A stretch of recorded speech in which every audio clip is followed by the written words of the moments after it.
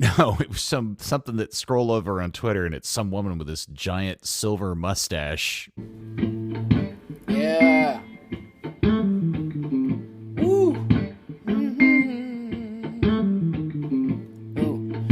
Third Degree, the Third Degree Net Podcast. The Third Degree Net Podcast. Third Degree, the Third Degree Net Podcast. Third Degree, the Third Degree Net Podcast. Third Degree, the podcast, is brought to you by Soccer90.com. Right now, take advantage of the Soccer90.com special ball sale. Every soccer ball is 50% off regular price for a limited time only while supplies last. They got a wide variety of soccer balls, MLS, Women's World Cup, European club and league balls. Man, they got a lot of balls over there at Soccer90. We're talking all kinds of soccer balls, pro balls, mini balls, 50% off. And of course, Third Degree listeners get 20% off all other kinds of orders with the code Third Degree at checkout. Some exclusions may apply. Well, hello there, FC Dallas Curious fan. Welcome to another episode, number 231 of Third Degree, the podcast. Hope you made it home safe last night. Hi, it's me, Peter, and I am joined not by one, but two. All three of us are here tonight. He's returned. He's back, tanned and ready to go. The amazing Dan Crooke. Howdy, Dan. Hey, soccer friends. What's going on? Oh, you even sound like you're a bit chipper. Nah, it's all a facade. Okay, all right. You're just putting on a good, happy face for everybody? Yeah, I'll last for like 5 minutes, maybe. Typical miserable English self, I hope. Always. All I right. mean, if nothing else, I'm honest. And your hero, my hero, everybody's hero, editor, founder of thirddegree.net, and yes, the original Buzz Carrick. Come in, Buzz. Hi, Peter. I'd like to personally thank Luton Town for finally winning a game so that Dan would come back to the podcast. Celebrating his first Premier League win. How did it feel, Dan? It was pretty good. It's pretty good. Unfortunately, then not winning in the week kind of took a little bit of the shine off it, but you know. Also, Peter, we should mention that this is the first podcast since Dan's birthday, so happy birthday, Dan. Oh, when Dan's been That's here. right. That's Thank right. I forgot about that. Happy birthday, Dan. Thank you so much. How's it feel to be 67? It's 37, but Yeah, I was going to say. Sorry. Well, I am pleased to report to the curious listening to the pod that we have not one but two eyewitness reporters that were on the scene last night during natural disaster talk. So we'll have some firsthand reporting from the scene of the amazing stuff that happened last night at Toyota Stadium. Well, I will admit that I did not see any of the truly amazing stuff. But when the weather came through, it came through fast because that was about the fastest drop of 20 degrees I've ever experienced in less than a minute. And then that what would be probably, the early makings of a cyclonic sort of wind, tornado-ishy kind of thing. I'm not going to say it was a tornado, it was nowhere near that, but it was like it was a swirling dervish bigger than I've ever been in, which is not to say very much, but that kicked up a lot of dirt and stuff all over the place. And then the skies opened up and it dropped a lot of rain. But that wind was at a level that it was pretty remarkable since it started ripping parts of the stadium apart. And there's a bunch of clips on Twitter. I retweeted one of some of the worst of it, throwing around trash cans, apparently, which I know Dan can add more on, and big signs and big chunks of building and all kinds of stuff. Yes, I'm sure many people are familiar with the two reported victims, one of which we'll talk about here later, a little bit later in the pod. But I am just learning that Dan himself is a victim of last night's fiasco, an actual victim here on the pod. Oh, Jesus. Yeah. It was a weird one. Got into this, friend text like, hey, I got a couple of tickets. Do you want to go? And they weren't planning, but, so the wife and I went. We get into the stadium right as the whole red alert thing for the players to, supposed to be coming out, plays, and like, okay, let's get a couple of $1 hot dogs on the way to the seats. And it just starts hammering down. And shielded by the Hall of Fame, winds really start picking up. You just hear a ton of screams, and I guess she jumps out the way of a trash can that gets blown across. And then at the very last second goes, babe! I start to turn around. This thing just like wallops me in the ankle. Then we end up taking shelter in the concession stand, which is great. Ordering beer from inside of the thing, it was inside of the concession stand, a lot quicker, a lot easier. It's like a bar, but cleaner. Did you 5-finger discount a Snickers or a bag of popcorn or something? No, I was very thankful for the hospitality and that. So. Well, No, I'm glad to know that you survived the attack of the flying trash can, Dan. It was just funny watching the. I turned to hear where the screams come from. Look to where the flags are by the east gate. The flags are virtually ripping off the poles at this point, and then I see a Continental Tires board just fly past, and I was like, that should be by the field on some grass, and it's all the way up here. Man, it was crazy scenes last night, and we will talk more about all of that here a little bit later on. But, Buzz, let's get to the business at hand, which is, we were planning on having 2 games to talk about for this episode, but obviously we only have one. And I've been noodling on the impact of the fact that this game last night is now postponed and what that means for the larger picture, because I think there's lots of interesting ramifications out of that. But let's start off in Houston, down in Houston at the Dynamo on Saturday. We all know Houston has won the U.S. Open Cup. They have done a flip-flop of form in this season, much like, I think in some ways it's interesting because they've had a similar conversion from a really crummy to a really good season in the same way Dallas did from 21 to 22. And Nico went down there with his crew and just did everything possible to make it the most boring soccer game of the season so far, didn't he? Yeah, I think that my 3 things from that game was about the most frustrated you'll ever hear me in terms of performance. Yeah. I had not watched the game, and after watching your 3 instant reaction comments, I was like, yeah, I think I'm okay. I don't think I have to watch this one. Man, it was just a whip. I can understand a tactic of, you're going up to Philadelphia, a place that you've not done well against a team that is really, really good. But I don't think Houston is all that much better than FC Dallas. They have 4 more points on 1 more game played.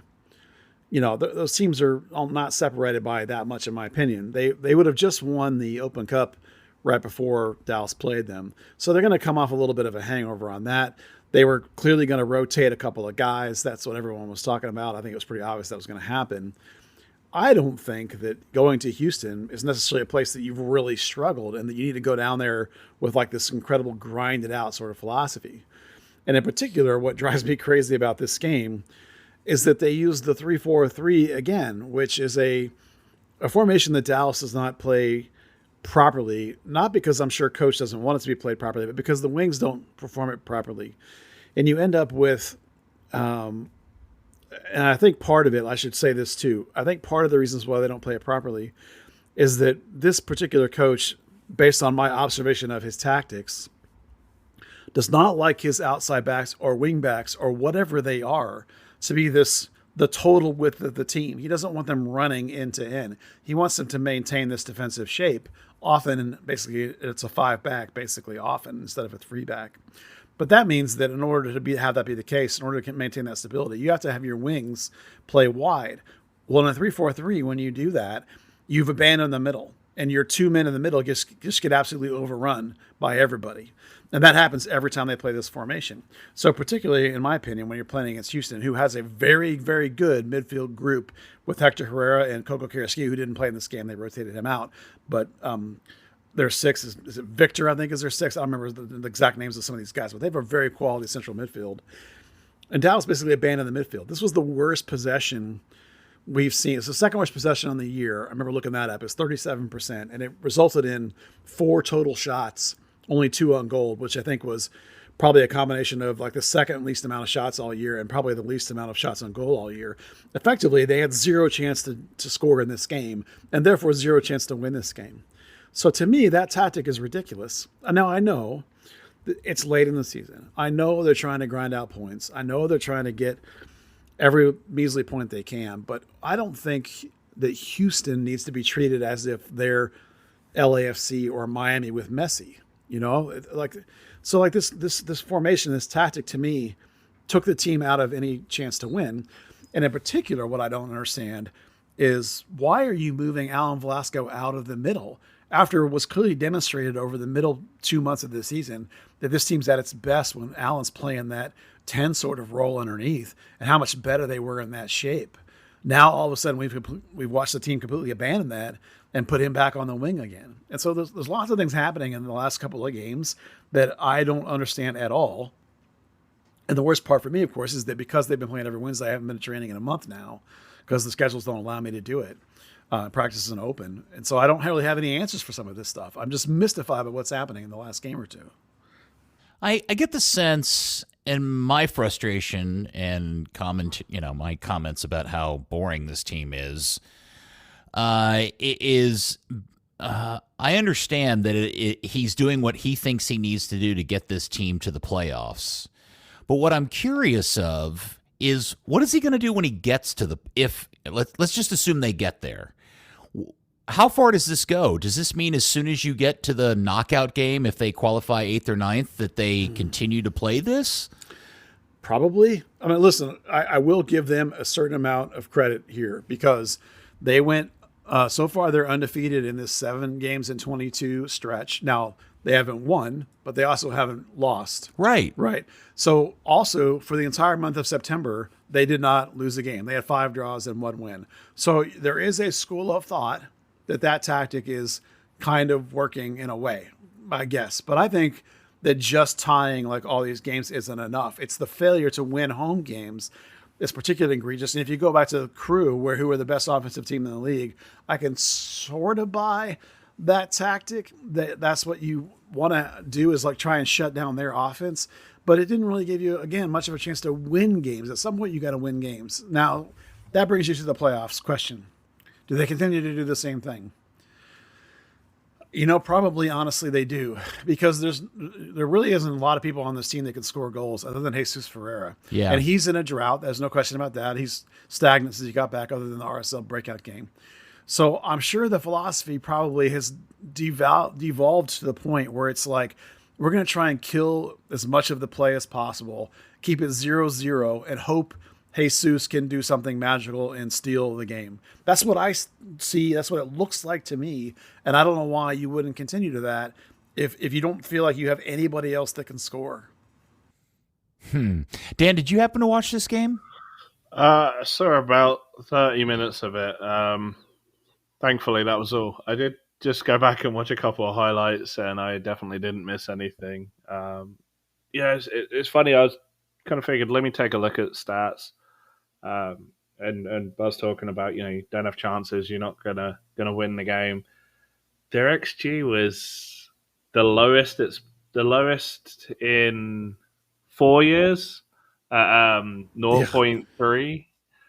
And I went to look back. Like, when was the last time they actually won a game with as low XG as that? Because I know, it obviously doesn't mean it doesn't mean everything. There's always got to be context. And June 29th, 2018, a 1-0 away win to Minnesota was the last time they won with that kind of crappy an attacking output. I think, yes. Go down. Sorry. I was going to say, and the scary part about it is more than 50% of that number came from Jesus Ferreira's 3rd-minute shot. Yeah, I think I went and looked back at all the low possession games for the season, which is not the same as XG, but it gives us a sort of flavor. And this is the weird part, right? At the 6 lowest possession games, their record is 2-1-3. They only lost 1 game. So of the other 5 out of 6, they got a point or a win. Now, the difference is, as Dan mentions, the XG. If you don't manage to get any opportunities, like this team thrives on low pressure. Right? We know that. Not low pressure, I'm sorry, low possession. They always want low possession, and they always want to quickly counterattack and get forward. The difference is, as Dan mentions, it's the XG, which is a roundabout way of saying opportunities to score. Again, low possession is okay, not getting any opportunities, only 4 shots on goal, right? Really bad XG. So this is the thing. It's not that they didn't want the ball. That's always the way it is. It's that the formation didn't allow them to do anything and give themselves any chances to score. And that's what's mystifying, and that's what's concerning. All right, but are we looking a gift horse in the mouth in the fact that, to your point, Buzz, they haven't lost a game at all in 6 weeks or whatever it's been, 6-7 weeks? They went through the month of September, which was a stretch of games that we were all really, really worried about, and they came through it relatively unscathed. And so, are we, are we being unfair in being critical about how they went about getting to this point? Well, to be totally fair, they continue to get a point. They continue to tie games, and so they have not fallen down worse than 9th. They've maintained their position. But you also see teams tightening the gap, right? Because now Minnesota, Kansas City, and Austin are now all on 38 when those teams were all like 5 or 6 points back a couple of weeks ago. And you're not making up any ground. Like you're on 41, and right in front of you on San Jose at 42, who you're about to play, Portland on 43, Houston on 45, Vancouver 46, Seattle 46, Salt Lake 46. Those teams were all there for the taking. Like if you won a couple of games instead of tie, you might be having home field advantage in the first round instead of being the road team in the knockout game. So sure, credit that you didn't lose. You're still in the playoffs. And remember, the Hunt said that making the playoffs is the bare minimum, right? So maybe that's fine, but I don't think that you're giving yourself much opportunity. You want to be able to win games.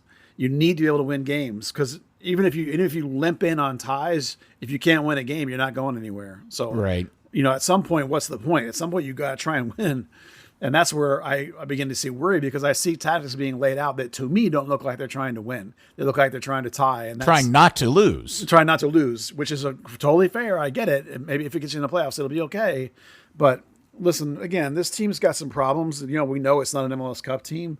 And this late in the season, there's some things I want to talk about, like personnel-wise, that what we're seeing this late in the season that are kind of interesting. But we'll come back to that. I'm just a little mystified by this overall don't lose at all kind of mentality versus trying to win. Say, well, even some of the home ones, Well, let me ask you this, Buzz, because this is a conversation all three of us had a lot in the post-Oscar years. And I know that a lot of people listen to this and go, oh, there they go again, talking about Oscar, the good old days. But one of the comments that many people agreed with Oscar is that Oscar made a lot of lemonade out of a roster of lemons. Yeah. And is there an argument to be made that Nico may in many ways have an even worse roster, or an equally lemon-filled roster, and he's just trying to make the best lemonade he can make out of what he's got? Yeah, that's possibly true. I still think that what I think the difficulty here is to circle back to the process idea. I don't think that Coach Nico Estevez has yet transitioned this roster to 100% players that he wants to play the way he wants to play. Right. So that's part of it. This is year 2. I'll give you that. But on the other side of the coin is that, yes, Oscar made lemonade out of lemons. He won games that way. And he won a supporter shield and then tied for a supporter shield and lost a goal differential or whatever it was. Point being is that he had the team at the top of the standings, not scratching and clawing to make the playoffs. Mm-hmm. Those are very, very different things. So I don't necessarily, listen, I'm not out on Nico Estevez by any means. I just am occasionally mystified by how aggressively he has this mentality of trying to tie games and grind out games as if his team is not nearly as good as he wishes it was. And I don't think it's as bad as that, other than their inability to score by anybody else but Jesus. Maybe that's the recognition that Jesus is in a funk and nobody else can score, and so I'm going to do what I got to do. Maybe that's where we are. Well, he's also burdened with a really weird set of attacking options. Very, very few, right? I mean, they went out and got a winger in the transfer window who's been worthless. Obrian is Obrian. And depending on the game, you may get a good or a bad one. Areola's been hurt for most of the season and only recently has started to come back. Jesus, obviously, we just mentioned. Leggett has been, absent all season, comes back, starts to show some form, and now is, by all accounts, done for the season, or at least the regular season. who else am I forgetting? Velasco. I mean, he was the Canucks. Yeah. He didn't. He not only was he hurt for a period of time, but he also struggled at the beginning of the season. Only recently, kind of came back into showing a little bit here and there. The other guy that they spent a lot of money on is supposed to be the backup 9, and he's maybe the most useless of them all. So to me, when I think about it, and I try to be pragmatic and fair about it, maybe this is just him just trying to do the best he can to get the most out of this thing. Yeah, I mean, we even saw Nate Sealy have to start some games, because of the lack of pieces or whatever. Which brings me back to the mystifying idea of Alan Velasco's lack of production on the outside and how much better the team looks collectively offensively when he's inside. To then now give up on that and move him back outside. So that's another mystifying choice. There must be some deficiency that he's trying to overcome with that move, which could bring you into a conversation about overthinking things and coming back to the idea that I was expressed, and I don't know where, Dan, you are in this, but the idea that, like, I want to play the way I best play and not try and to over-respond to whatever you're doing to stifle what you're doing. And those are two very different philosophies. Yeah. I mean, I was, absolutely ate up when Lucci or Oscar or even Nico talk about being the protagonist, sorry. You want to set the pace. You want to dictate things. You want to, absolutely bring it, because otherwise you go into a game like what could have happened last night, where you're playing a opposition that is quality-wise a little bit beneath you, and you're realistically going to let them come at you, and they're going to be the standard. Mm-hmm. Yeah. Well, that's why I found the cancellation of last night's game, we're recording this on Thursday, obviously, all the more disappointing, because based at least on the lineup, Buzz, the 11 that he had lined up, there was actually kind of, look, we're going to play Colorado, who are terrible, who are out of this. They are, they're just waiting for somebody to come and club them and put them out of their misery. And it looked like Nico was going to put an attacking, aggressive team on the field, and that would have been a lot of fun to watch.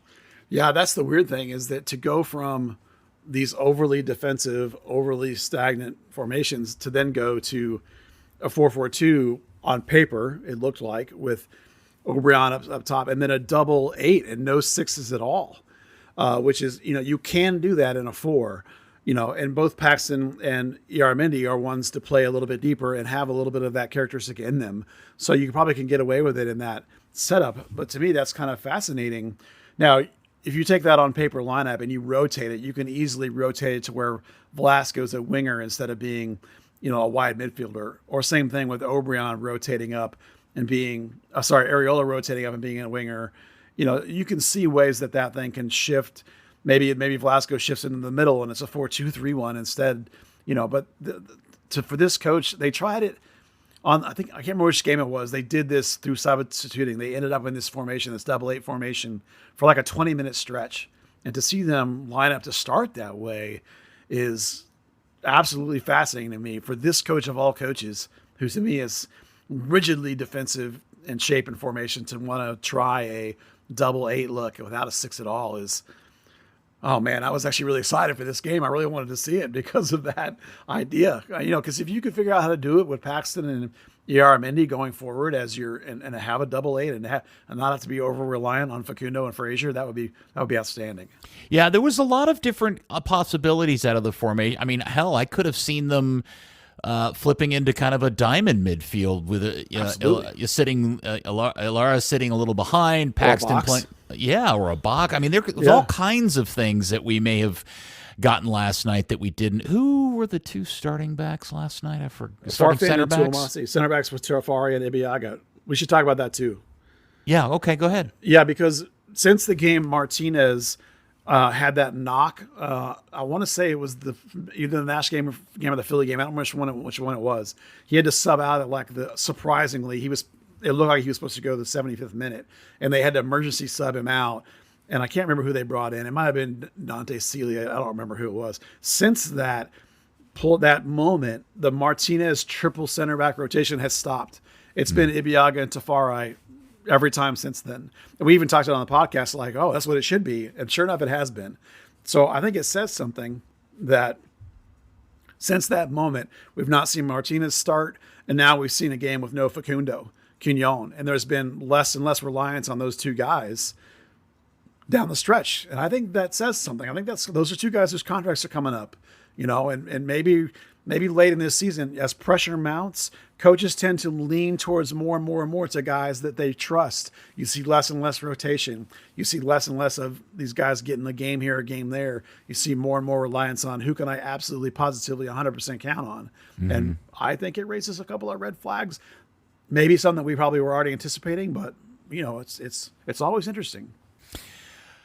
The other thing, anything about the lineup last night, Dan, that we didn't comment on that you wanted to point out at all?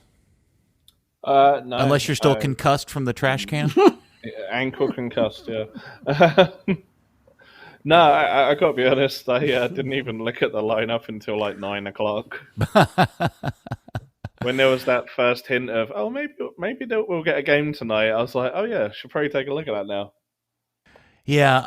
Before we get into the whole weather and procedure and the story of our new addition to the list, which I'm so excited about, the other thing that I was thinking, Buzz, is I'm trying to figure out if the fact that now this game against Colorado is apparently now going to fall sometime during this upcoming international break. Yep. Actually plays into Dallas's favor, not because it's against Colorado, and it's not like Colorado's going to lose anybody. But now they get San Jose first, and that's a 6-point game. Yep. So I don't know. I can't figure out if the fact that this game getting postponed or not is a good or a bad thing. I think it's a good thing. I think that right now, the rumor, the scuttlebutt, 100% unofficial assumption by people that are around this team is that it'll be that Saturday that they had a game off. The 14th? The 14th. Why would it not be that day? I mean, you could probably come up with some reasons, but I can't think of what they would be. I don't think any MLS team is playing on the 14th. Well, yeah, it's the final international window. So, the way MLS works, never stopped MLS before, has it? No, I'll explain that part. MLS gives teams the options to, because the international windows are planned way, way out in advance. Right. So when they do the schedules, they give the MLS teams the option to play in some of them or not. You have to play in a couple of them because of the schedule load, but you can pick which ones you want. So almost everybody leaves this last one open, perhaps partially for this reason, so that you can put a game there if you have to, but also in the stretch run of the playoff chase, you're not going to have people missing. But if you're FC Dallas, you didn't lose Jesus Ferreira for this window. Right. You could have, but you didn't. Maybe you might lose Alan Velasco, but I don't know. He just got back from a 23 camp like 2 weeks ago or whatever it was, or a month ago. So would he be gone again? But that's it. You're not going to lose anybody else. Yeah, there are 2 MLS games on the 14th already scheduled. Nashville hosting New England and the Galaxy hosting Real Salt Lake. That's right. So Real Salt Lake also is the other team with 3 games left. So yeah, they both play on the 14th. So it lessened the load this week and allows you to be fresher for San Jose without having a midweek game. Whatever light rotation you didn't do in this game and might have had to do versus San Jose, you no longer have to do. So you're now looking at games on Saturdays over 3 straight weeks. You can basically play your best 11 now against San Jose, against Colorado, against LA, where before you maybe had to, maybe this game or maybe San Jose, you had a little rotation for each one, perhaps. Mm-hmm. It's hard to say depending on what his thinking about the rosters at this point. So I think it absolutely plays into their hands, given that you didn't lose anybody. If you'd have lost Jesus, of course, it would have been a disaster, but you didn't. So piece of cake. I think as well, you want to get into the playoffs. You want to come in hot. You don't want to limp in backwards. So yeah, you don't have that weird cool down in the international break. You can, play San Jose at home. There's an advantage playing them at home. You can then play Colorado at home, your final home game, kind of make it a bit of a bigger deal, go into the game with the Galaxy and, potentially walk into the playoffs 7 points better off or so. So I really think this is actually a really massive benefit. Like you couldn't have, in terms of how you help the team, once you didn't lose Jesus, it's just huge. Yeah, well, that, and along with the fact that nobody got injured, nobody got don't we have a couple guys on cautions? Like, nobody's going to be yellow card suspended. The San Jose game's the important game because it's the 6-point game. Yeah. Right? And by the way, San Jose ends their season at home against Austin. Well, who's charging too? Yeah, you got to hope. Hopefully, they'll take care of each other. So. Yeah.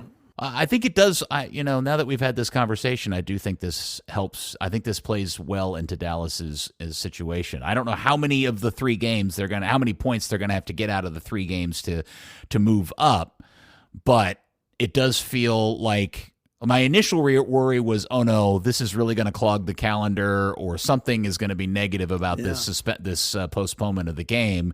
But now that I think about it, and after hearing you two, I think this actually helps Dallas. Yeah, as long as they don't lose Alan Velasco. And I have no idea if Argentina is doing anything at all. I really don't know. But, we know what the U.S. is doing, and we know we're not losing Jesus. So wouldn't we have heard by now? I mean, you would think so, but I don't. Who knows? Sometimes with South American teams, or I know, or a U23 team, they could call them up for that again, I suppose, or something. Well, didn't I see didn't I see today that Messi got called up to the Argentinian national team, and there's a big outcry about that? Yeah, probably. I admittedly have not, I'm not that close a follower of the Argentinian national team. Obviously, Velasco's more about the U23 team, which is usually flies way under the radar. So, it's very possible that he could get through it and, have a call up at the last minute you wouldn't even know.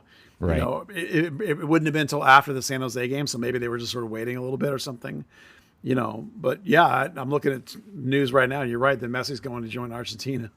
Yeah. I mean, I'm just sitting here looking at the numbers. We know where Dallas stands in terms of form. They've won 1 game in their last. They're undefeated in their last. What did we say? 6 games. Yeah. Okay. In front of them is San Jose. San Jose is 1-4-1 in their last 6. Portland is the team that's really on a roll. They're undefeated in their last 7. They are 5-0-2. So they're on a hot streak. We know what Houston's doing. And you look at Austin, well, they won that game against DC 3-0. DC's, DC. But they hadn't won a game in their previous 1, 2, 3, 4, 5, 6, 7, 8. So I'm not sure Austin is in the best of form at this particular moment. Well, somehow they're just a point back, so they must be doing something right. Well, they had tied some games, but they in their last 5, in their last 6 games, they're 1, 2, and 3. Sorry, which they're is 2 back. Crazy because their last 3 games were the Galaxy, Colorado, and DC. You wouldn't expect 4 points from those 3 games. Kansas City's been a little hit and miss, but they've won a couple of games, lost a few games. I mean, one of that's in St. Louis. One of those is against Nashville. And then Minnesota's really does appear to be dead in the water. They haven't won a game in their last 7. So, it just feels like the game against San Jose being a 6-point game. If you can get 3 points over San Jose and catapult yourself in front of them and get at least 1 or 2 points against LA or Colorado and end up with 4 points out of this, you've probably solidified your situation of at least making a play-in game spot. I mean, honestly, when you have 2 home games left, could you ask for a better set than San Jose, who's been reeling, and then Colorado, who's the worst? Now, listen, those are 2 teams that have, from time to time, been big Dallas Bogey teams. But when you look at the current form, I don't know that you could ask for much better than that. Maybe Toronto, but you're not getting that.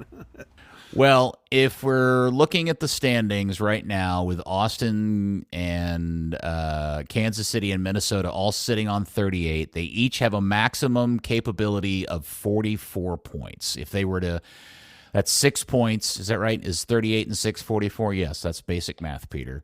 So if you can get 6 points, you're at least in 9th place. Yeah, that sounds right. And then you don't have to worry about going to L.A. and futzing it up. And you don't want to leave the road game in L.A. to be the deciding on decision day. Not the way this team plays on the road. No. You want that to be a game that does nothing but other than help buffer and elevate your position in the standings. So maybe you don't have to play the play-in game, for example.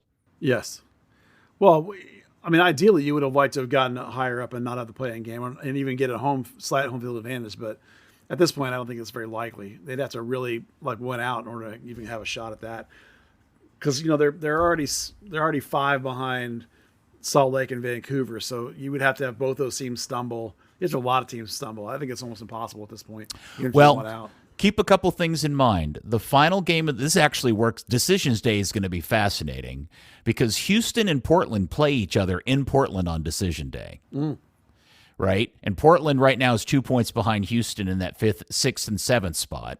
The other one to keep an eye on is LAFC has to go to Vancouver. And Vancouver is on 46 points and LAFC is on 48.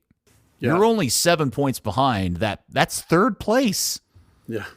So there's a scenario where if you could get 7 points and get yourself up to 48, you may end up in one of those home field advantage positions. I mean, you can get to 50, one out. Yeah, dream. Weirder things have happened. We can dream, right, Dan? I mean, you can try. It's just normally they, get squashed and ruined. This is Dallas after all. Well, right? given the amount of ties this team puts up, I doubt you're going to win out just because that would be crazy. I mean, it's like you would have like a third of all your wins on the year would come in on 3 straight games. That's not going to happen.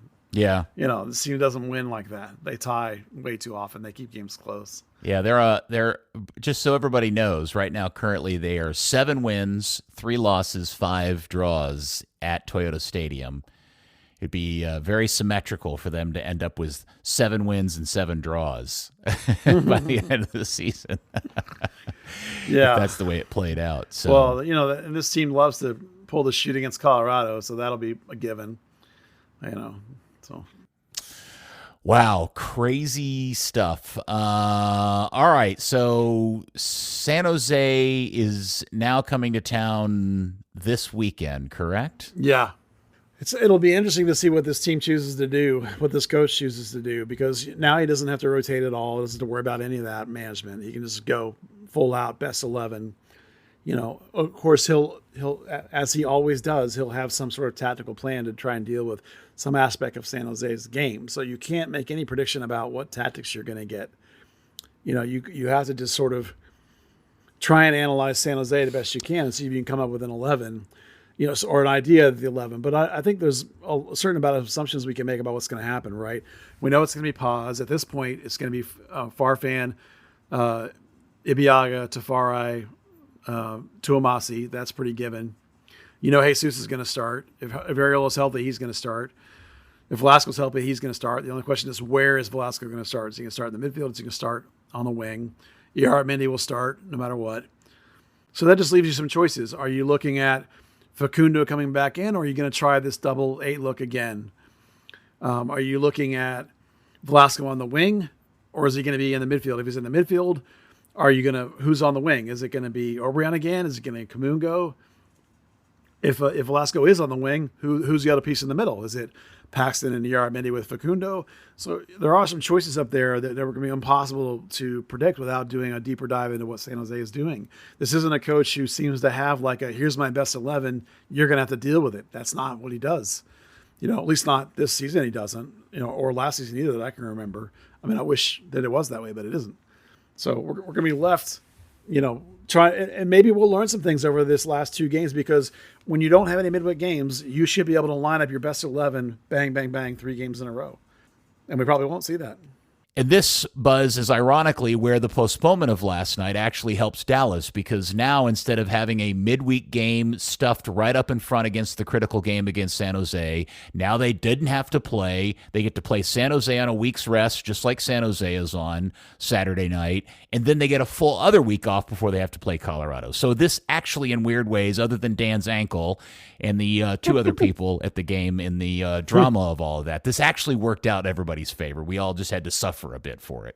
Yeah, that's what I mean about, it lines the cycles back up. It gets you back on a rhythm. It gets you back to where you don't have to think about man management, minute management. You can eliminate all that from the conversation. It gets you on the same page as San Jose, the same page as the other teams you're fighting against. and it gets you back to the way the structure that you normally want, and the structure you have a normal part of the season. So it'll enable you to feel much better about your path as you come into the playoffs. Thank you for your sacrifice, Dan. Oh, anytime, Do you have a mark or a welt on your ankle? It swelled up a little bit. I got to be honest, I haven't looked at it since this morning. But yeah. Did you try walking on it since this morning? Yeah. Okay. It's like above and behind my ankle. Funnily enough, Mo had said in our Discord server that bad things happen to my ankles at Toyota Stadium, and it's the same ankle right next to my Achilles tendon scar from tearing that playing in a supporters game on the field. That's right. Yeah, I forgot that had happened to you. Okay, Buzz, can we get into the stuff about last night? Yeah. Yes. Because all right, so as everybody knows, the storm front blew in. We knew this storm was coming literally since yesterday morning. Like all the weather reports were predicting a rather substantial storm front to blow through sometime during the 2-hour window of the game. And the radar reports we were getting a few hours beforehand kind of made it look like when it was going to arrive was going to happen somewhere towards the end of the game. But we've all lived here. We know what's going to happen before the storm actually arrives. It's going to be the lightning, and that's what ultimately ends up delaying these matches for Dallas all the time. And sure enough, the storm actually... So help me figure out, because I wasn't there. Am I correct in saying that the guys had all come out, they had warmed up, they had done pregame activities, and then the shit hit the fan? Yeah, they went through the anthem, and they did the little pictures and everything, and then they... Basically, at that point, there were lightning strikes too close, and they were waved it off, and everybody went to the locker room. They didn't kick off or anything. So how long between the lightning strikes and them deciding to push between the lightning strikes and then when the weather actually hit? About 10 minutes, maybe. Okay. Yeah. Because they're at a 30-minute window at this point. When the lightning strikes, it's a 30-minute. Isn't it a 30-minute delay? Yeah, from anytime there's a strike within a certain amount of distance, they have to restart the clock. You have to be 30 minutes without lightning in the area. And so they were waiting that period out, and after about 10 minutes of all waiting was when the temperature dropped like a rock, and the wind went crazy, and people started running. Did they make an announcement in the stadium to go under the concourse or anything like that? Well, when they delayed it for the lightning, they said the stuff they usually say, about weather delays. And when the weather started kicking up again, they reiterated that everybody please take shelter. Okay. So we have learned that in the course of the dust up and the strong winds and all of that, first off, it seemed like a funny story because the way we're going to work this just sounds so very Dallas. But there was an 8-year-old kid that got injured. I don't know how. Has anybody heard the details of this kid's injury? I tried to watch the news story on that, and it didn't mention the kid at all. Oh, well, all I know about the kid was that somehow, I don't know if the kid fell. I don't know if something struck the kid. I don't know or what happened. But the kid apparently ended up having to go to the hospital and was checked and released last night, and apparently is okay. Not like a life-threatening. But we did have a good, curious listener injured last night. You're aware of this, right, guys? Oh, yeah. So, and I am proud to announce that for the first time ever, we have somebody added to the list. I think I'm correct, Buzz, in saying that is not from the front office or the team itself, but a fan has actually made the now famous list. Are you not on there being hip checked into the board at the Open Cup game? No, because I don't think that qualifies. Okay. So the honor goes to Colton Stevens, who was very kind to trade direct messages with me this morning and told me the whole story. I'm sure everybody heard by now, but Colton was in section 120. This is the craziest part of the story. Colton is in 126, which is on the east side of the stadium, more than halfway across the expanse of the stadium from the stage end, and he's up towards the top at this point because the weather is hitting and everybody is going up to the concourse end, when he feels himself get struck, as he said, something hit him hard. He thought maybe a chair had come loose and it hit him in the shoulder. And it wasn't till later that he found out it was the plastic face of the first letter O in Toyota on the face of the stage banner signing all the way at the north end of the stadium. So that I was doing some math. That has to have flown almost a full 80 yards to have hit him where it hit him. Yeah, I believe it. And he says he thinks it was going about 40 miles an hour by the time it hit him. It's possible. I saw one of those plastic trash cans that are not that light, pick up and fly across the whole field in about 3 seconds. So the wind was moving at that point. Is that Dan's assailant? It could well have been. No, this was on the field, so I don't think it was, unless it made a end around run and circled back, went up the stands and circled around the Hall of Fame and got him, then that's possible. Yeah, I bet that letter has got to be 3 feet tall. Am I would have said bigger than that. I think it's probably more like 5 They're feet bigger tall. than that, yeah, because that little facade with the Toyota Stadium sign covers the entire catwalk, so you've got to have like a 6-foot gap there at least. It's crazy first off, he's lucky it didn't hit him in the neck or the head, or he's got a pretty good welt on his shoulder. He told me in the direct message that he immediately left the stadium after it happened. He didn't really know what was going on. He went straight to his car to kind of get out of the weather.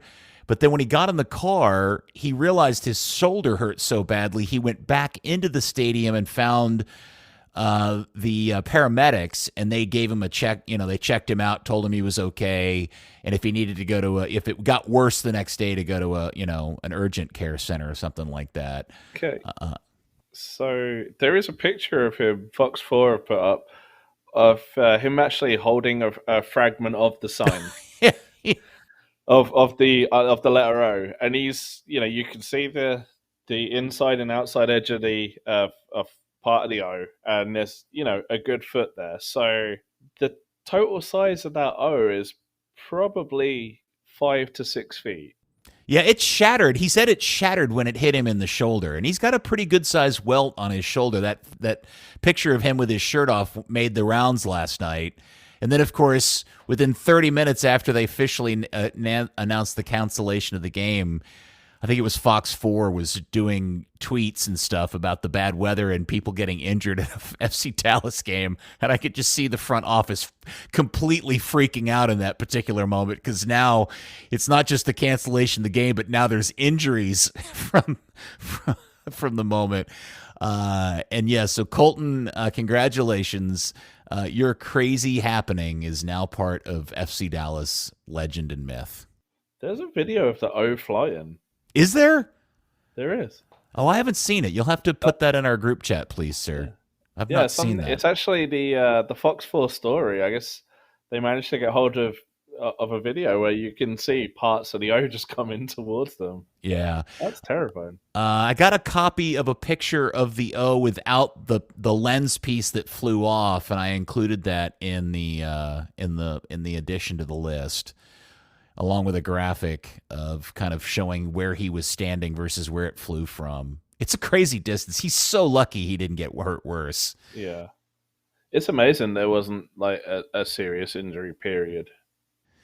But here's the thing. I mean, look, the club can't control the weather in any way, shape, and form. And certainly the dramatics of the front blowing through, I guess, is a little predictable or whatever. I think if I have a frustration as a fan, and the part that I can't figure out is, why is it that for a club that has to deal with this, it feels like 2 or 3 times every season, the process of communicating the delay time, whether or not the game's going to be picked back up and restarted or played at all or postponed to the next day, just feels like a really, really broken system. Like, I only found out last night, at one point there was a Hispanic journalist that was reporting the game was picking back up at 10:35, and he was saying he was told that by somebody at the FC Dallas front office. Well, 10:35 came and went, and then the first official thing that I saw from anybody related to the club was Owen, who does the radio play-by-play. It was really weird because I was down near the south end where the interview room is. So Dan Hunt was popping in and out, and a couple people were asking him, what's going on, and he's like, we're just waiting for the countdown. It's 10:10 was going to be when the final decision was made. 10:10 came, and it was okay. Play's going to resume 10:35. Oh, so that was announced 10:35. It wasn't announced, but it's 100% true. It was happening. One of the guys that I was talking to actually was on a text with somebody who works for the team that was on the communication back to MLS, and he was like, "Yeah, we're trying to get the game going, but I think the match commission is gonna overrule it and cancel it." And then, sure enough, it was dead on 10:30 hit, and one of the security people down by the field just was like, nope, everyone's got to leave. And then a few minutes later, they actually put the announcement around the stadium. Why did the security person say everybody had to leave? Because they'd just been radioed that the game was off. Oh, interesting. Okay. Yeah, the communication was just bizarre. But I mean, you don't hear anything up in the press box either. It's well, no, that's my experience too. After all these years, is that we get into these games where you're at the press box, or you're at the game, or you're at home, and nobody seems to have any real clear idea as to what's going on, and whoever is in control of that isn't communicating with the communications team, who are apparently unable or unallowed to communicate to the public.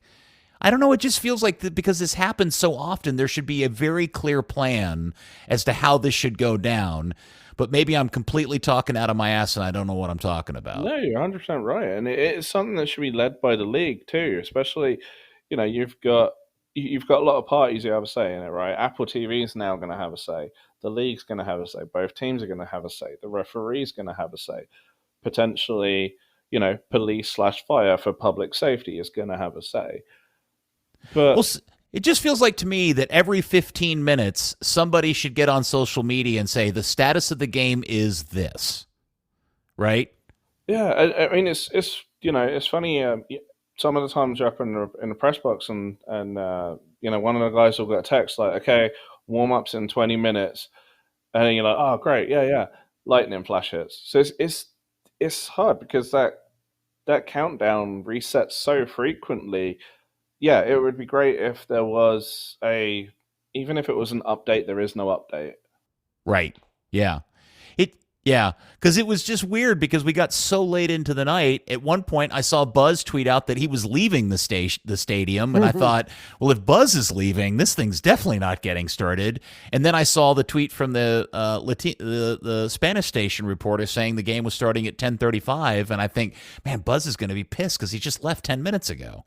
No, I think at that point I knew from let's call them sources that the game wasn't getting played. This wasn't just you being a salty veteran and a native of the Dallas-Fort Worth area. I'm sure that factors, but I was pretty sure what was happening. I knew that they were waiting for a certain time frame before they could call it. Yeah. And I was looking at the weather and knew that there was no way that weather was gonna go away before they got to that time frame. And so I was like, I'm out. That was the 10:10. That was supposed to be if it's happening, it's happening. If it's not, it's not. It was the match commissioner made the call after that, though. That's what they say. I sort of had been given a nudge that it was like they're just waiting for 10:10 to call it, not make a decision, but the decision had been made. Whether my nudge was any more true or not than anything else I've been told about that, it's hard to say. But when I looked at the weather and I felt that nudge, I was like, yeah, I'm out. I mean, I don't want to be unfair to anybody because those situations can be completely chaotic and there's a lot of moving parts and different people making decisions. I just feel like after all these years and after all of these experiences of games getting delayed due to weather, and it's not like this is exclusive to Dallas, right? Like, I feel like there should be some sort of, and I'm sure there is some sort of guideline at the league level that says this is how you handle these things. And I don't mean the process of making the decision if it's going to be postponed or played or whatever. I'm just purely talking about how do you communicate this both to the media and the public as to what is going on so that everybody's not sitting around waiting for something. Does that make sense? Yeah, I don't really have a good answer for that. I would agree with you that I feel like they're. But shouldn't that be really easy? I don't know. Doesn't somebody, well, let me put it this way. Somebody knows at any given moment what the status of the game is, right? Somebody has to know this. I'm not sure that there may be too many factors of politics. It's, as Dan said, it's, kind of the match commissioner's call, but sometimes when the owner is standing there saying we want to play this game, things happen, politics happen. So, well, that was the thing. Like, I was standing there, and Dan Hunt is standing there with the referee and the match commissioner, pointing out like the field's drained really well. We can play this, and they'd brought all the equipment in. They started bringing it back out, and then it was kind of like, oh, it's happening. It's absolutely happening. And then it was almost a surprise at that point when they said, actually, no, it's off. I wonder why they decided not to play it. Was there more lightning? It started raining pretty heavily again. Ah, okay. Well, they have a lightning detector out there. I know they do because it's out there at the concession stand for the fields. So I know they've got an actual detector at the facility that is set for a range to detect lightning, and that is supposed to be, I think, the official determiner if there's lightning in the area. I know nothing. No, it was chaos. It was such a weird. I mean, here's the crazy thing, right? Say like, there should be better communication, better organization.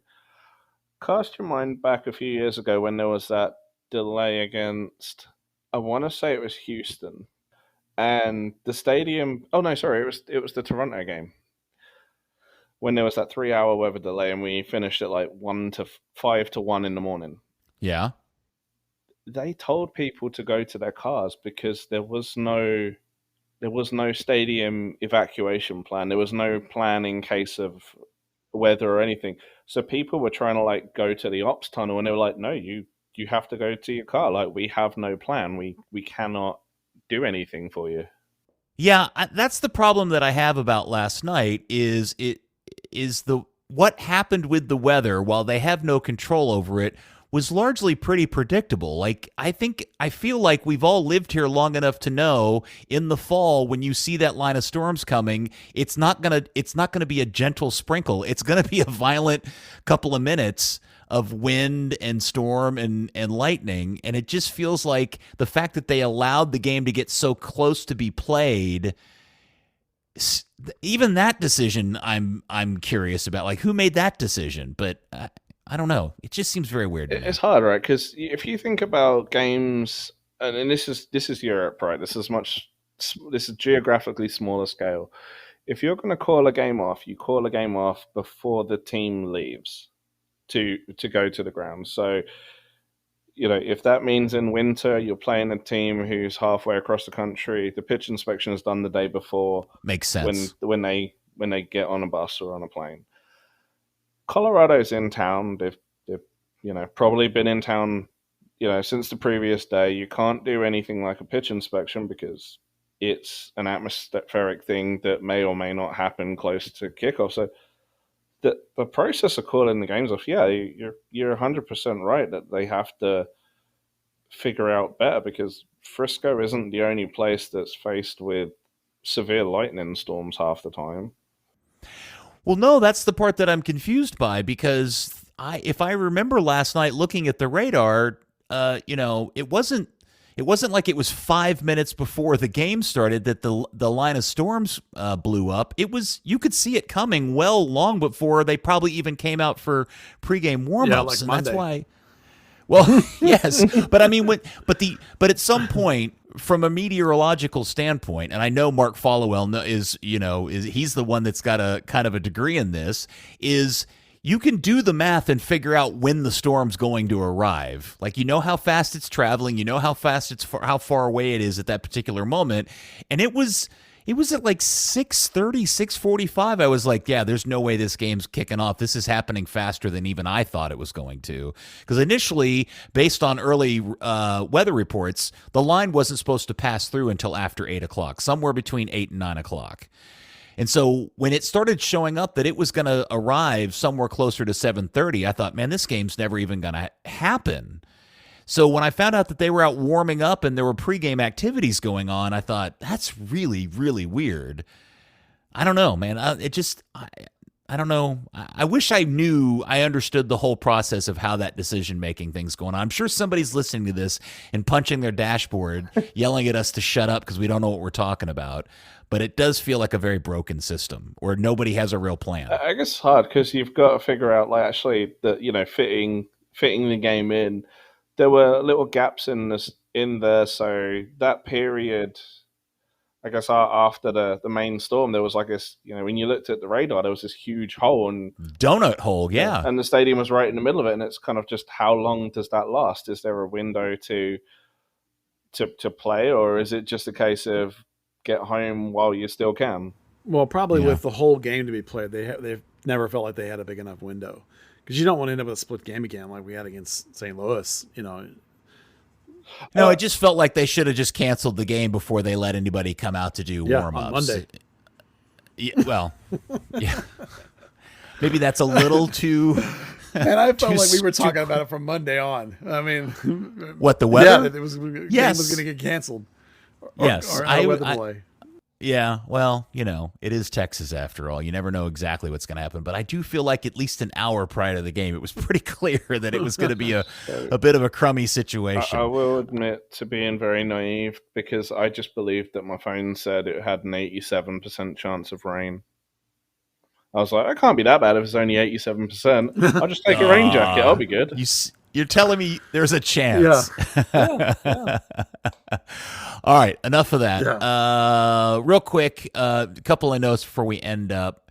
We have FC Dallas nominees for different MVP or of the year stuff, and there's lots of people listed here. Yeah, Jesus is up for MVP, and then Nico for coach, Martin Paz for goalkeeper. Whoa. Nico is up for coach of the year? The team nominate. Yeah. The team nominates a person for every position, no matter what the award is. Yeah, don't you remember when Marco Ferrucci was up for Coach of the Year? Yes, I forgot. Sorry. Yeah. Tafari's up for Defender of the Year. These are just the club's nominees. Bernard Kamungo is Newcomer of the Year. Alan Velasco's Young Player of the Year. And Areola's up for what used to be Humanitarian of the Year, but now has this 8-month-long read of sponsors of the year. So... the point is that none of those people are finalists. What matters is who the finalists are going to be, and none of those people are going to be finalists at all. You don't think Bernie will be a finalist for a newcomer with his story? No. Oh, probably because he got injured, didn't play a lot. What is Messi and the guy at St. Louis? And... Yeah. Oh, okay. You know, and these people all play for FC Dallas. So, you know, even if you were in first place, you still play for FC Dallas, and the national media ignore FC Dallas. So you're so bitter, I'm not, Buzz. You're so it's old not and that bitter. I'm bitter. It's that I've been doing this for 27 years, and I can count the finalists for MLS awards from FC Dallas on one hand. You know, other than the new Paul Gardner. Yeah, so it's like, I'm trying to get the next Paul Gardner. So you know, the one that should be a candidate for at least a candidate for it is Paz for goalkeeper of the year, but he won't be. You know, but nobody else on this list. Maybe Bernie should be up for Young Player of the Year. Oh, sorry, Newcomer of the Year. And maybe you can make a case for Velasco, but there's a lot of good young players. Velasco doesn't have the stats. And when your team's in 9th place, you're not going to win any of these awards. You know, these awards go to players on teams that are in first place or top 3 or 4, maybe. So what you're saying is we just wasted a minute of everybody's time. No, it's worth discussing who they are because it is a news item. And I think you can make a case that Martin Paz is going to get hosed on this, even though he should at least be a finalist. I don't think he will be. We agree with you on that. All right, North Texas roster moves happened. Yeah, it was pretty chalk, except for quite surprisingly to me, Hope Aveyu was had his option not picked up. Now, there's a couple reasons why that could be. One is that he's already signed a new deal to be with North FC Dallas, potentially. They could have not picked it up because they didn't like the number and they want to re-sign him for maybe a North Texas deal. That's also possible. Or it's possible that he asked to go to the USL where he could play more. All those things are very possible. I cannot fathom that they looked at this team and watched him be the best player on the team for all season long and then thought, nah, that guy's trash, and let him go. So I don't understand it. If that's what it is, I don't understand it at all. From time to time, the last several years, there's been decisions that I don't understand in terms of talent. And if dumping Hope of A is what's happening, I don't understand it, because they're signing guys worse than that all the time. And that's so. North Texas is always weird, right? Because their whole premise is they sign guys to project to the first team. The second they don't, they dump them. Sure. So, it may be a case of some of the guys are trash and are like, actually, no, I see something we can polish out here. And, Hope's had that sort of 2-3 years now. That seemed to be what, Christ, I've forgotten the fella's name now. Bernie? Nah, Ronaldo Damus and Alphasani Jata. Yeah, I don't know. I think he's better than them. He's only 20 years old. I think he's capable of being in the first team. I see a talent at that level. Again, admittedly, he's an international player. Maybe that's a factor, certainly.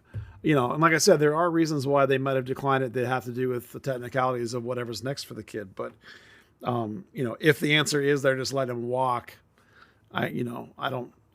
If they draft guys older than this that aren't anywhere near as good and keep them around for 2 years. So I don't get it. If this is just a dump the kid, I don't get it. Are they playing in Arlington again next year? Yeah. Okay.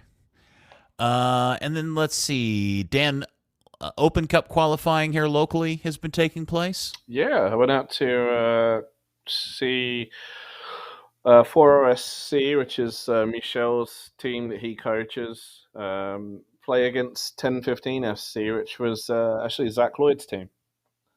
So how did that go? It was 401 2-0 over in Carrollton at Prince of Peace. They move on to the third round now. Third qualifying round, sorry. They're going to go down to Houston and play Athletic Katy FC. It'd be great if they get a chance of getting to the first round. I think there's going to be 4 qualifying rounds this year. In the past there were 3, but things evolve over time. But yeah, really, interesting game. Saw an absolute banger of a second goal from Hector Romero in stoppage time. 10-15's best player was what's his name? Tyler Lee, a centre back who actually plays for the Cayman Islands national team. Then he has an amazing performance, but then misreads a cross and deflects it in his own net. Like, absolute cruelest way to give one up. Yeah. Well, I appreciate you going out and supporting local soccer and the U.S. Open Cup. Absolutely. When's the next? Is there a game that other people can locally go see next? Since the next round on the 21st is in Houston.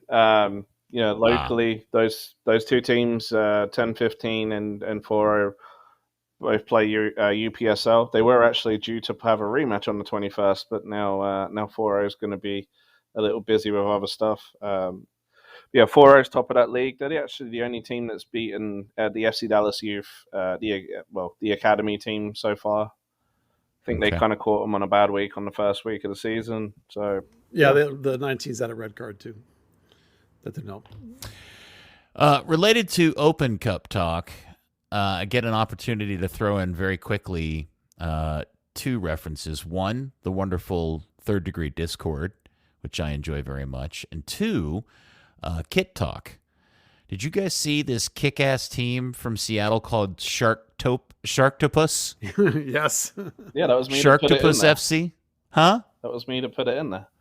Oh, I thought it was somebody else. Someone put the kit in. I said I said that I hope to get far enough to play FC Dallas. Oh, okay. Well, no. It was the kit that caught my eye because it's an awfully snazzy kit. I love it, but I love the name Sharktopus FC. I think that's pretty fantastic. And they're, I guess they won one of their Open Cup games, and they're on to the next round up there in that particular region. It's a lovely. Would you call that salmon or pink? The jersey. Let's go with pink. Okay, it's kind of a pink with a octopus pattern in the background, and then it says Sharktopus in big, bright, light blue letters across the chest, and I dig it. It's pretty fantastic. I think that's fun. You can buy it for $50 from Olive in York. I may have to do that. All right, Buzz, have we covered all of our bases tonight? Yeah, I think so. I think there's a really weird story that I wanted to bring up. Did you see that report that Matt Turner tried to get to play for Lithuania back in 2018? No. Yeah, they basically ghosted him, and now, of course, he's started for the national team and plays for Arsenal. I think it's really funny just sometimes how... No, he's playing for Nottingham Forest. Oh, yeah, sorry. You're right. Yeah. Nottingham Forest. He's in the Premier League, Yes. Yeah, I just think it's funny that how a career can migrate from 2018, where he calls Lithuania of all people, and they ghost him, and now he's the number one basically for the U.S. It's just weird. Yeah, he had a very frightening game for Forest last weekend. It was not his finest hour in the game. He's lucky he didn't get a penalty kick called against him. When he fouled Wiese for Brentford in the box, trying to clear. But Wiese, he held the ball a little. That's our big worry about Matt is his footwork with the ball. Yeah. He waited a little too long with the ball, and Wiese caught up to him, and he was very lucky to have gotten the ball away. But in the process of kicking the ball away, he then clobbered Wiese, and it was a shock. It was just another example of some of the bad VAR stuff that happened in the Premier League this weekend, that it didn't come back and turn into a penalty they got some kick, shockers with their VAR, don't they? Yeah, they got lots of problems. Yeah. Yes. Well, hopefully he'll have another stinker on the 21st. That's the one thing that we do better than the EPL's VAR. Is that the one night I have to root against Matt Turner? Is when they play Luton? Yeah, obviously. Okay, that's right. Fair enough. Are you going to root for him when they play United? At this point, I may actually root for Matt Turner against my team because they're so bad at this particular point. They're terrible. Terrible. All right, boys. I think. Dan, it's good to have you back. It's good to be Win back. in your pocket. Try and make it a little bit more regular as time allows. Yeah. Well, I'm glad you weren't mortally wounded last night in the disaster. Dan Crooke killed by a trash can. That's right. That would make for the weirdest episode of Third Degree of the podcast if we had to announce that Dan Crooke was killed by a trash can. A plastic one, no less. Heavy plastic. All right. Thank you, Dan. It's good to talk to you. Likewise. And Buzz? Yes, sir. Thank you, sir. Yeah. Sorry you drove all that way for nothing last night. Yeah, well, I met some people and some patrons and shook some hands and kissed some babies, and it was all good. And couple of $1 hot dogs. Yeah, and I had an $8 hot dog because I went to Chiba Hut on the way and it was glorious. Is there a new Chiba Hut? Yeah, it's on Preston. Yeah. Preston and what? South of the tollway. It's just north of it's between Campbell and Frankfurt. Yep. Okay, I'll have to go check that one out. It opened on my birthday, so that was my lunch on my birthday. Yep. All right. So that was super exciting to have. Can we make an effort to see if we can get Chiba Hut to become an official sponsor of Third Degree of the podcast? I think they got bigger fish to fry than us. But I don't think we have enough weed references. Oh. For them. Not for me, for them. Dan always ends the pod, goes to his wife and go, we didn't talk enough about pot tonight. God damn it. Maybe in 5 more years when we hit episode 420, they'll join in. We'll cut them a special deal. Yeah. We'll talk about the FC Dallas attack being blunt. Yeah. Good stuff. Third Degree the podcast has been brought to you by Soccer90.com. Hey, did you guys hear? Soccer90.com, they got a lot of balls and they're on sale. 50% off. Balls everywhere. Euro balls, league balls, Women's World Cup balls. Man, they got an overflow of balls up there at Soccer90.com. 50% off. Get your order, get your balls, pro balls, mini balls, you name it. And of course, listeners get 20% off of other things you order with the code Third Degree at checkout. Some exclusions may apply. All right, boys. Thank you very much. And thank you, FC Dallas Curious. We will speak to you next week after hopefully a big old win on Third Degree, the podcast. Beware flying trash cans. Get well, Colton. Third Degree, the Third Degree Net Podcast. Third Degree, the Third Degree Net Podcast. Third Degree, the Third Degree Net Podcast. Third Degree, the Third Degree Net Podcast.